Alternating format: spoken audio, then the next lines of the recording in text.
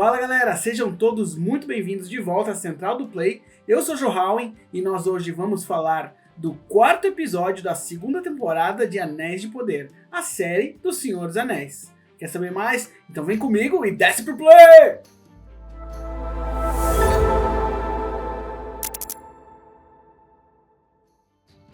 Então o nome desse quarto episódio é The Eldest. E eu fiquei imaginando que isso poderia ser por causa que os Ents viriam aparecer, já que o final do terceiro episódio dá meio a entender que os Ents vão entrar na história ali no arco do Isildur. Mas o The Eldest, que se traduz o mais velho, na verdade se refere à aparição de Tom Bombadil, que finalmente aparece pela primeira vez no projeto audiovisual envolvendo o Senhor dos Anéis. Então o que acontece é que no episódio passado, o estranho, ele se perde dos pés peludos e aí ele tá vagando tentando procurar eles. E esse caminho leva ele a uma toca, a uma casa, onde ele encontra esse ser, essa criatura, esse homem que fica resmungando algumas canções, que ele consegue conversar com o vento, consegue conversar com o fogo, e ele parece ser mais do que ele aparenta. E ele quase conversa como rimas e charadas para conversar com esse estranho. E ele logo se apresenta como Tom Bombadil. Essa cena é muito curiosa porque é a primeira vez que a gente vê esse personagem, mas como no livro ele também é muito divisivo, podemos falar assim. Mas ele não responde muito ao que veio, não fica muito claro como ele faz essas coisas, até que o estranho pede a sua ajuda, né, para aprimorar suas habilidades de magia. O Tom Bombadil fala que ele não está pronto, mas que eventualmente ele tem que se preparar porque ele vai ter que enfrentar tanto o Mago Negro quanto o Sauron. Então Tom Bombadil vem revelar que aquele mago tenebroso que está aparecendo como antagonista do Arco do Estranho também é um Star, ou seja, ele também é um mago que caiu do céu em algum momento e que foi de certa forma ou treinado ou orientado pelo Tom Bombadil e que eles devem se enfrentar em algum momento, o Estranho e esse antigo mago. Então uma das coisas que mais me incomoda nesse arco é que nada de fato é revelado, é só mistério em cima de mistério. Então agora a gente só não sabe quem é o estranho, também como não sabe quem é esse mago negro. Então esse estranho, ele tem cada vez mais indícios de ser um Gandalf, mas ainda não foi revelado isso. Mas quem seria esse mago negro? Seria o Saruman, que já começou malvado, depois vai ficar do bem? A gente não sabe, né? São mais camadas de mistério que estão acontecendo por aí. Por outro lado, então, os pés peludos que foram sugados por um tornado e sobreviveram porque sim, né? Eles acabam encontrando uma tribo de pés peludos que não se chamam pés peludos, eles se chamam de Grunds, alguma coisa assim. Grados, eles se chamam de Grados.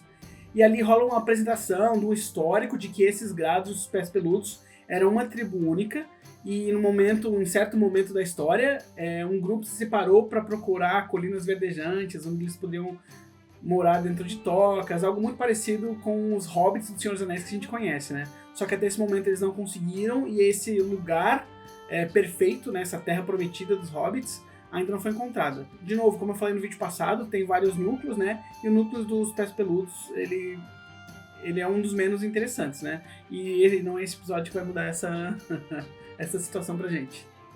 Do lado do Isildur, então ele se junta ao Arondir, o elfo, e eles partem numa missão de resgate no meio do pântano. Ao mesmo tempo, aquela mulher que estava com eles, que era uma mulher selvagem, né, alguém que tinha jurado lealdade ao Adar, mas ela estava escondendo isso, porque ela cobriu a tatuagem dela se queimando, ela é descoberta, né, o Arondir ele vê esse ferimento e ela é exposta.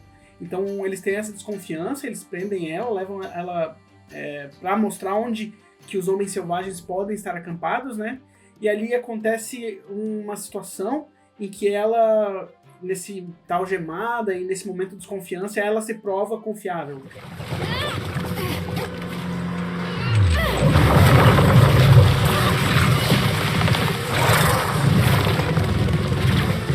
Mas a aventura não acaba por aí. Logo mais, esses personagens vão se encontrar os Ents. Cara, eu não sei como ela sobreviveu. Ela toma uma pancada do Ent, assim, que é um absurdo. Mas o elfo Arondir, ele começa a se comunicar com os Ents, ele meio que pede perdão e tal, porque os Ents estão ali defendendo a floresta, né? E ele faz um juramento de que ele vai tentar proteger essa floresta. O que mais legal nessa cena realmente é o espetáculo visual que os Ents são apresentados pra gente.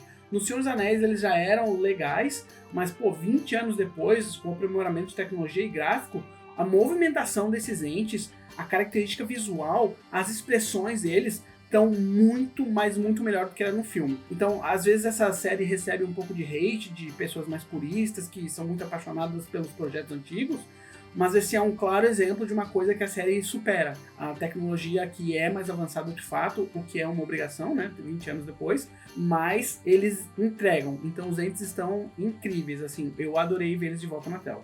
Mas apesar do título desse episódio dar a entender que o Tom Bombadil vai ser o protagonista desse episódio, porque se refere a ele, de fato esse episódio ele tá muito mais focado no arco dos elfos. Então começa a expedição da Galadriel e o Elrond e um grupo de elfos para ir até o Celebrimbor e avisar que ele está em perigo nas mãos do Sauron. E essa jornada coloca mais uma vez a Galadriel e o Elrond num impasse. A Galadriel está usando o Anel de Poder, ela tem visões e vislumbres do que pode vir a acontecer. E ela tenta adicionar isso ao grupo com uma certa vantagem. Por outro lado, o Elrond desconfia de tudo que vem do Anel. Então se o Anel diz para fazer uma coisa, ele quase se coloca na posição de fazer o oposto, porque ele acha que aquilo é uma dica do próprio Sauron, e que o Sauron quer colocar eles naquele caminho daquela jornada. Só que o Elrond é o comandante, então ela é obrigada a obedecer o que ele tem a dizer. O que acaba colocando eles em algumas enrascadas. E aí vem um combate muito bacana, que é quando os fantasmas saem do meio da floresta e cercam os elfos. É mais outra força, o visual dos fantasmas está muito legal, muito fantástico, eles são muito bem feitos. A batalha se resolve um pouco rápido demais, assim, mas a forma deles, a figura deles está ali, é muito impressionante. Então adiante eles vão continuar na expedição deles e vão encontrar o exército de Adar também indo em direção a Celebrimbor, porque eles querem destruir o Sauron. Esse grupo de elfos e orcs se encontram, há uma batalha, e aí a gente vê ali o Anel usar o poder dele mais uma vez. De novo, é uma coisa que eu já falei no vídeo passado que eu gosto de ver, porque a gente, no Senhor dos Anéis, a gente viu um anel, o poder dele, e agora a gente tá vendo o poder dos demais anéis que a gente sabe que existem, né? Então esse anel demonstra que ele tem um certo poder ali. E aí a gente tem uma batalha da Galadriel contra vários orcs em que ela dá uma de Legolas, né? Tipo, um elfo matando 50 orcs, assim, que é sempre legal de ver. Só que tem uma coisa que me deixou um pouco confuso. Ali no final, né, a Galadriel luta sozinha contra os orcs para a companhia de elfos poder escapar. E aí os elfos se questionam, nossa, ela se sacrificou para deixar a gente fugir. E o Elrond os corrige. Não. Ela lutou não para nos salvar, mas para salvar o anel. Então eu não entendi se ela foi lutar com o anel no dedo ou se ela deu o anel pros elfos, porque eles não mostram isso. Porque no final da batalha a Galadriel é capturada. Então se ela foi lutar para salvar o anel e o anel foi capturado, não faria sentido.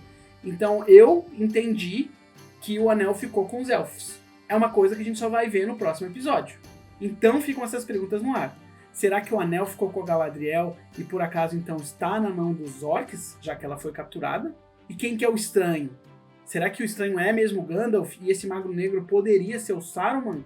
Então eu tenho algumas perguntas, tenho algumas teorias, mas eu quero ouvir as suas teorias. Então por que você não escreve aqui embaixo o que você está achando da série, o que você acha que pode vir pela frente no 5º episódio? E já que você está aqui escrevendo nos comentários, por que você já não aproveita e dá um like nesse vídeo? Se você estiver na televisão, não é difícil, é só pegar o controle remoto, dá um like no vídeo, se aperta pro lado, já se inscreve no canal. É tudo muito fácil, a tecnologia está aí para te ajudar, para me ajudar, e para ajudar todo mundo que está trabalhando no 5º episódio dos Anéis Poder, que nós vamos falar aqui mesmo semana que vem. Então, até a próxima!